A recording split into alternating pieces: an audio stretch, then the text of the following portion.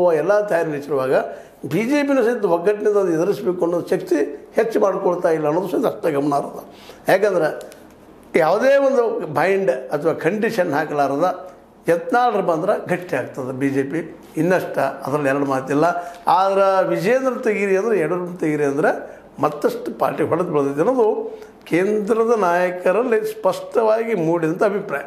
ಇದನ್ನು ಅಡಗಿಸಾಗೋದು ಎಷ್ಟು ಸಾಧ್ಯ, ಈ ಹೇಳಿಕೆಯಿಂದ ಆಗ್ಬೋದಾ? ನಮ್ಮ ಯತ್ನಾಳರ ಈ ಬಾಂಬ್ದಿಂದಾಗೆ ನಮ್ಮ ಯಡಿಯೂರಪ್ಪ ಮತ್ತು ಅವ್ರ ಮಗ ಅವ್ರನ್ನ ಅಧ್ಯಕ್ಷರಿಂದ ಇಳಿಸಿ ಪಾರ್ಟಿಯಿಂದ ಹೊರಗೆ ಹಾಕ್ಬೋದಾ? ಇದು ಇನ್ನೂ ಗಂಭೀರವಾದ ವಿಷಯ. ಏನಾಗ್ತದೆ ನೋಡೋಣ. ಏನೋ ಆಗಲಿ ಬಾಂಬ್ ಅಂತ ಹಾಕಿದ್ದಾರೆ ನಮ್ಮ ಯತ್ನಾಳರು. ಅಷ್ಟು ಸುಲಭವಾಗಿ ಅವರು ಸೋಲುವಂಥ ಆಸಾಮಿ ಅಲ್ಲ. ಅವರ ಬಾಂಬ್ ಹಾಕ್ತಾಯಿದ್ದಾರೆ. ಅದಕ್ಕೆ ಏನು ಬಿ ಜೆ ಪಿ ಹೊಡಿಬೋದು, ಹಿಂದುತ್ವದ ನೆಲಗಟ್ಟಿನಲ್ಲಿ JCB ಪಕ್ಷ ಬರ್ಬೋದಾ? ಎಲ್ಲರೂ ಎದುರು ನೋಡ್ತಾ ಇದ್ದೀವಿ. ನೋಡೋರು ಏನಾಗ್ತದೆ.